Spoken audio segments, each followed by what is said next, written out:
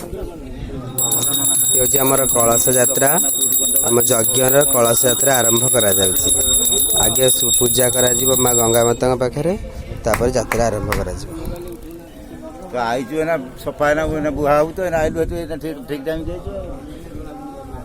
गाँव बुझाऊ पड़े ना साई विषय बुझाऊ आज गाँ यात्रा अच्छी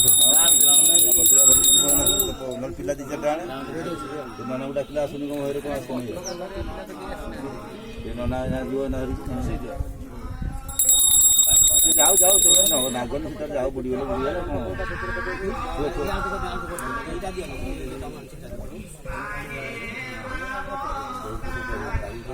उठाइल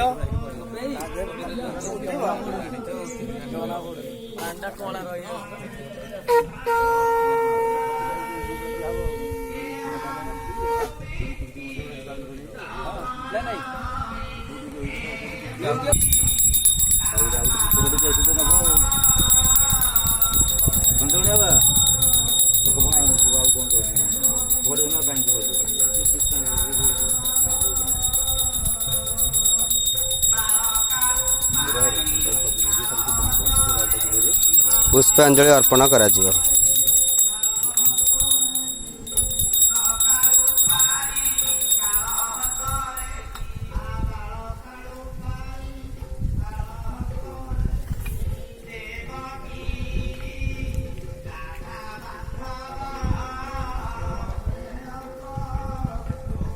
श्री गुरु सत्यनारायण स्वामी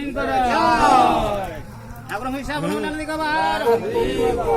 ईश्वर मंगल हो राम मंगल हो भक्त मानकर हनुमान छापन हो आश्रम उन्नत हो संसार सुखी हो संसार सुखी हो ईश्वर कल्याण हो घन से कलपत्र शांति आश्रम उन्नति हो सर्वबाध उन्नति हो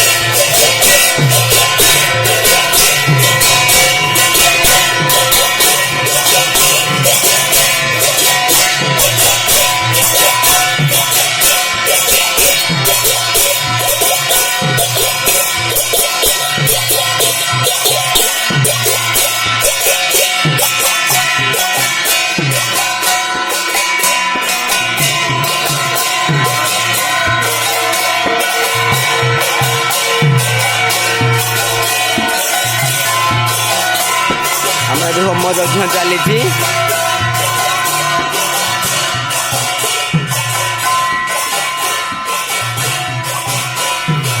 ପୂଜା ଗଲା ନନ୍ଦେକବା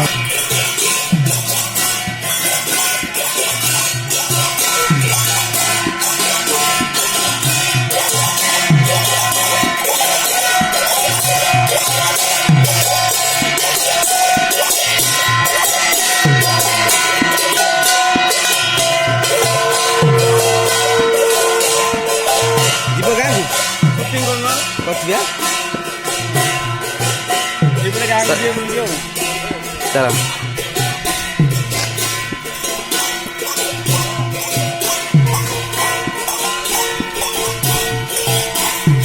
ଆସୁନାହାନ୍ତି।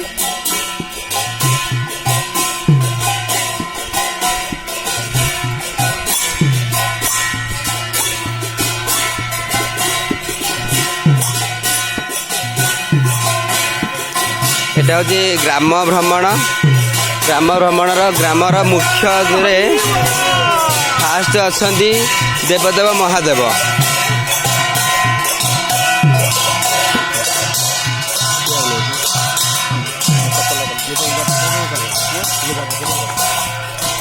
গুরুজি কেতে বর্ষ হব এই আমার যে বার্ষিক উৎসবটি হচ্ছে? 56 ବର୍ଷ ହେଲା। এই যে আশ্রমর মাহাত্ম্য উপরে কিছু আপনার কুহতু। ଆତ୍ମର ମାହାତ୍ମ୍ୟ ହେଲା ଗୀତା ଭାଗବତ ମାଧ୍ୟମରେ ଆତ୍ମଜ୍ଞାନ ଦର୍ଶନ। ଆଜ୍ଞା। ପ୍ରଥମେ ଆମେ ନିଜେ ନିଜକୁ ଚିହ୍ନିବା, ସଦାବେଳେ ସତ୍ କହିବା, ସଦାବେଳେ ପରର ଉପକାର କରିବା, କାହାର ଅନିଷ୍ଟ ଚିନ୍ତା କରିବା ନାହିଁ। ଏହା ହେଲା ଗୁରୁଦେବ ନିର୍ଦ୍ଦେଶ। ଆଜ୍ଞା। ଗୁରୁଜୀ ଆପଣ କିଛି ଏଇ ଆଶ୍ରମରେ ରହି କିଛି ଆଧ୍ୟାତ୍ମିକ ଚେତନା ପାଇଥିବେ, ପିଲାମାନଙ୍କୁ ଦେଇଥିବେ ଏବଂ এই ଆଶ୍ରମର ରହିବା ପରେ ଆପଣଙ୍କର କୌଣସି ଏମିତି ଗୋଟେ ସଙ୍କଟ ସମୟରେ ଯେଉଁଟାକି ଆଶ୍ରମ ଦ୍ୱାରା ଆପଣ ଉପନୀତ ହୋଇଛନ୍ତି, ତା ଦ୍ୱାରା ଉପକୃତ ମଧ୍ୟ ହୋଇଛନ୍ତି, ସେସବୁ ବିଷୟରେ କିଛି ଅନୁଭୂତି କୁହନ୍ତୁ। ପିତା ଗୁରୁ, ମାତା ଗୁରୁ, ଭ୍ରାତା ଗୁରୁ, ଜୀବାନ୍ଧବା, ପୁତ୍ର ଗୁରୁ, ପତ୍ନୀ ଗୁରୁ, ସଂସାର ଗୁରୁ ବ୍ୟବସ୍ଥ। ଇଏ ହେଉଛି ସଂସାର ହେଉଛି ଗୁରୁମୟ, ଗୁରୁମୟ ସଂସାର, ସଂସାରମୟ ଗୁରୁ। ତେଣୁ ସଦ୍ଗୁରୁ ହେଉଛନ୍ତି ଜଣେ। ସଦଗୁରୁ ଯେବେ ମାରେ ଗୋଇଠା, ଅନ୍ଧାର ଘରେ ଜଳେ ବଇଠା। ଗୁରୁ କହିଲେ ତାହା ଜାଣି, ନହିଲେ ଭ୍ରମୁଥାନ୍ତି ପ୍ରାଣୀ। ମୁହିଁ ବସଇ ଗୁରୁ ଦେହେ, ମୋତ ହୁଁ ଗୁରୁ ଭିନ୍ନ ନୁହେଁ। ଏଘେନି ଗୁରୁ ଭଗବାନ, ନୁହନ୍ତି ମନୁଷ୍ୟ ସମାନ। ଗୁରୁଙ୍କୁ ନମଣି ମନର, ଗୁରୁ ହିଁ ସାକ୍ଷାତ ଈଶ୍ୱର। କିନ୍ତୁ ଗୁରୁ ହେଉଛନ୍ତି ଶ୍ରେଷ୍ଠ। ଏ କଳିଯୁଗରେ ଯେଉଁ ଆମର 10 ଅବତାର ମଧ୍ୟରୁ ଆମେ ଯେଉଁ ବୌଦ୍ଧ ଅବତାର, କଳକି ଅବତାର ନେଉଛେ, ଏମାନେ ମୌନ ଅବତାର ନେଉଛନ୍ତି। ଗୁରୁ ହେଉଛନ୍ତି ପ୍ରକୃତିରେ ଭଗବାନ। ଏ କଳିଯୁଗରେ ଗୁରୁ ହେଉଛନ୍ତି ଭଗବାନ।